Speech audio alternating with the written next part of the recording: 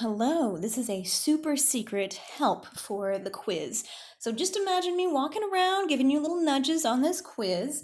Number 14, looks like you need to take a look at that one. So here's an example of a similar problem to number 14 on the quiz. So we've got find the sum. We've got the summation notation, which is this guy here. It looks like a big E. We're going from 0 to 5, and here's our formula right here. So let's go ahead and plug this in to our formula there in the summation notation. So let's see. I'm going to just draw a little arrow here, and I'm going to plug this number in, 0, into where it has I in the formula, and I'm going to stop when I get to 5, okay? So I've got 0 cubed plus 2. Nothing else is there. Don't add a multiplier. Don't add anything else to this. This is the only formula you need. Plug this value into that formula, and this is the first term you'll get. And then we're going to add the next one. So let's see, we have 0 and then 1 cubed plus 2. That's it. That's the second term. Move on to the next one. So we have 2 cubed plus 2. All right. And then the next one, 3 cubed plus 2. And then the next one, 4 cubed plus 2. And then lastly, we have 5. We're going to stop at 5 because it has a 5 right there. So we have plus 5 cubed plus 2. See, we're just plugging in the values here into this formula. Right here is where I'm going to plug in my numbers. Nothing else. You're not multiplying by anything else. Don't put an extra multiplier on it. Just leave it. This is the only formula you have.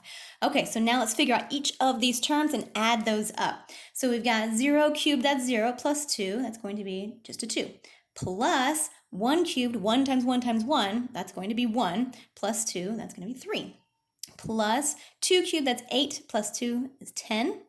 Plus 3 cubed, that's 27, plus 2, that's 29.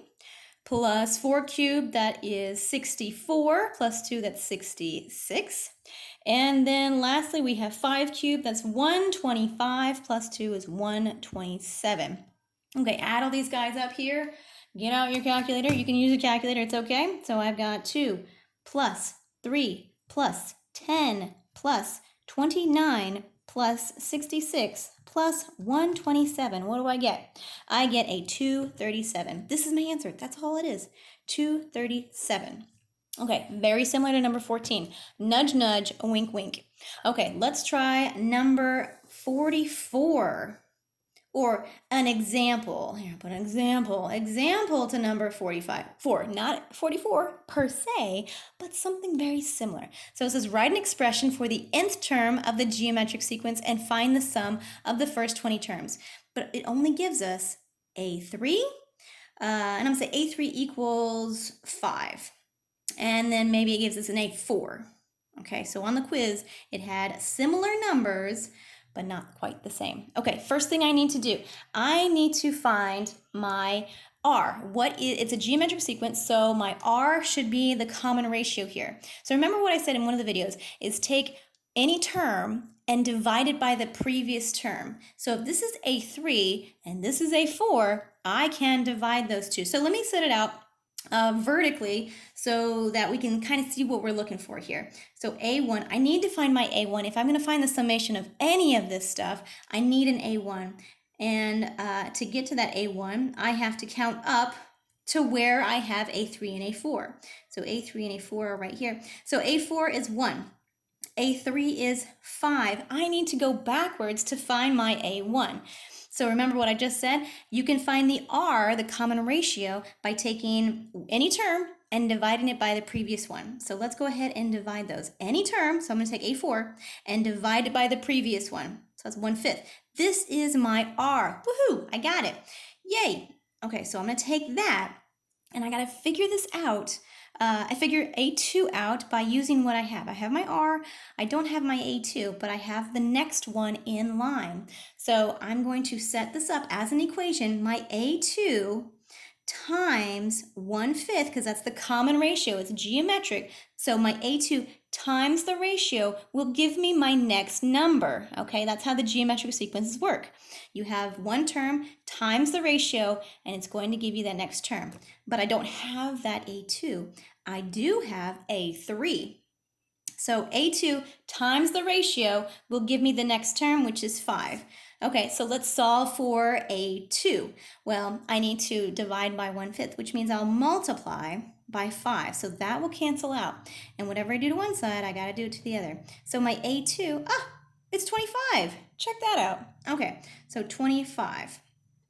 Okay, and you could probably see a pattern already that you'll be multiplying by 5 to get the previous number. See, we divided by 5 to get the next number sequentially in the sequence, and you'll multiply by 5 to get the next one. But just in case, we're going to use the formula here to find our A1. So A1 has to be the result of multiplying by 5 to get the previous one.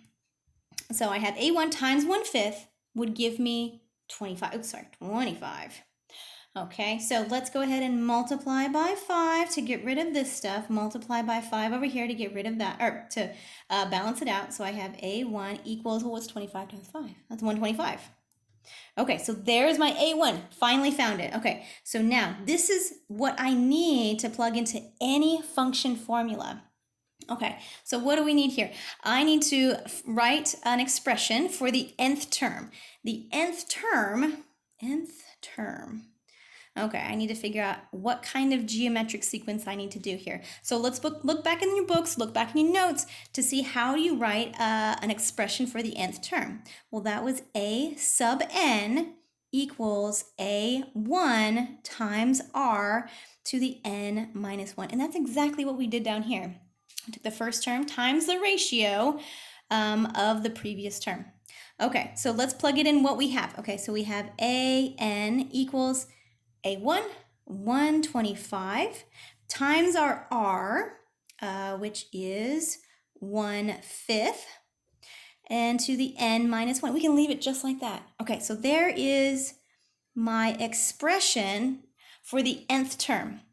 And now let's go ahead and find the sum. Find the sum of the first, we'll do the first 10 terms. Okay, number 44 was, I think, first 20 terms. But let's just do the first 10 terms, so this isn't too terribly long.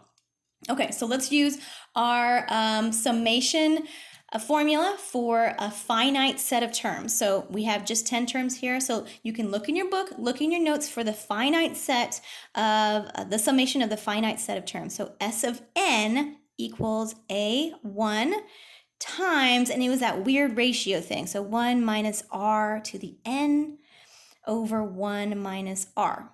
Okay, so now let's do, we're just finding the first 10 terms. Now in 44, it's 20. So don't copy this verbatim. This is just a similar problem. So A1, what's my A1? It's 125. So 125, and I'm going to plug in what I have here. 1 minus, what's my R? It's 1/5, and my N is 10 over 1 minus 1/5. There, okay, giant parentheses there, giant parentheses there. Okay, let's go ahead and put everything in the calculator as it is. So my S of 10 is going to be, I'm first going to do the numerator here. So I have 1 minus 1 over 5 to the 10th power. Okay, so that's my numerator. Okay, I got this decimal, I'm just going to leave it in there. And I'm going to divide that by 1 minus 1/5. Okay, leave it in there. And then now I'm going to multiply it by 125. So times 125, and there is my solution. So 156.2. I'll leave it like that. So that is the summation of the first 10 terms. Okay, hopefully that helped. You can do it. These are very similar problems to number 14 and 44 on the quiz.